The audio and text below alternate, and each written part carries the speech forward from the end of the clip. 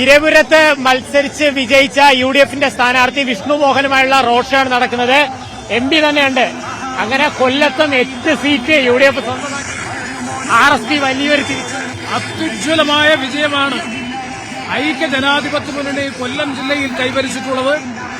അതിൽ RSP മത്സരിച്ച 3 സീറ്റുകളിൽ 3 സീറ്റുകളിലും ഉജ്ജ്വലമായ ഭൂരിപക്ഷത്തോടുകൂടി വിജയിക്കാൻ കഴിഞ്ഞു എന്നുള്ളത് പാർട്ടിയുടെ പഴയകാല പ്രതാപത്തിലേക്കുള്ള തിരിച്ചുപോക്കിന്റെ ആരംഭം കൂടിയായിട്ടാണ് ഞങ്ങൾ ഈ ജനവിധിയെ കാണുന്നത്.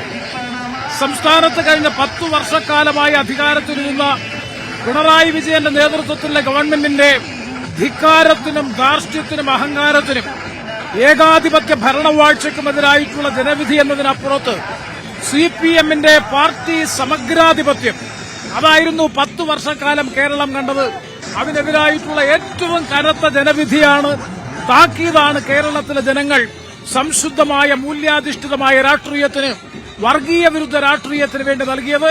സംസ്ഥാനത്തിന്റെ തെരഞ്ഞെടുപ്പ് രാഷ്ട്രീയത്തെ വർഗീയവൽക്കരിക്കാൻ CPMും പിണറായി വിജയനും നടത്തിയ എല്ലാ കുൽസിതമായ ശ്രമങ്ങളെയും അട്ടിമറിച്ചുകൊണ്ടാണ് ഐക്യ ജനാധിപത്യ മുന്നണി അഭിമാനകരമായ വിജയം കൊല്ലം ജില്ലയിൽ പ്രത്യേകിച്ചും കേരളത്തിൽ പൊതുവെയും കൈവരിച്ചിട്ടുള്ളത്.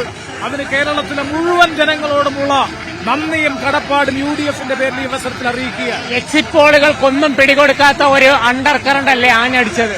ഞങ്ങൾ 1.5 വർഷം മുമ്പ് പ്രഖ്യാപിച്ചതാണ് 100ൽ കുറയാത്ത സീറ്റ് വാങ്ങി കേരളത്തിൽ UDF അധികാരത്തിൽ വരും. 1.5 വർഷം മുമ്പ് UDFന്റെ സംസ്ഥാന സമിതി യോഗം എറണാകുളത്ത് ചേർന്നതിന് ശേഷം ഞങ്ങൾ പ്രഖ്യാപിച്ചു ടീം UDF മിഷൻ 2026 100ൽ കുറയാത്ത സീറ്റ് വാങ്ങി കേരളത്തിൽ UDF അധികാരത്തിൽ വരണം. അതിനുവേണ്ടിയിട്ടുള്ള കർമ്മപരിപാടി ആവിഷ്കരിച്ചു, പ്രാവർത്തികമാക്കി. വൻപിച്ച രൂപത്തിൽ കേരളത്തിലെ ജനങ്ങൾ അതിനെ സ്വീകരിച്ചു. ഐക്യ ജനാധിപത്യ മുന്നണി അത്യുജ്വലമായ വിജയം കൈവരിച്ചു. അതിൽ കേരളത്തിലെ ജനങ്ങളോടുള്ള കടപ്പാട്, നന്ദി ആവർത്തിച്ച് ഈ അവസരത്തിൽ പറയുകയാണ്. വർഷങ്ങൾക്ക് ശേഷമാണ് ഇരവിപുരം മണ്ഡലം തിരികെ പിടിക്കാനായിട്ട് UDFന് കഴിഞ്ഞത്. അതിന്റെ ഒരു സന്തോഷവുമുണ്ട്. വർഷങ്ങൾക്ക് ശേഷം ഇരവിപുരം തിരിച്ചു പിടിക്കാൻ കഴിഞ്ഞു. തീർച്ചയായും ഇരവിപുരത്തെ രാഷ്ട്രീയം, കേരളത്തിന്റെ രാഷ്ട്രീയത്തിനോടൊപ്പം ഇരവിപുരത്തെ തെരഞ്ഞെടുപ്പ് രാഷ്ട്രീയം നിന്നു എന്നുള്ളത് വളരെ അഭിമാനകരമായ കാര്യമാണ്.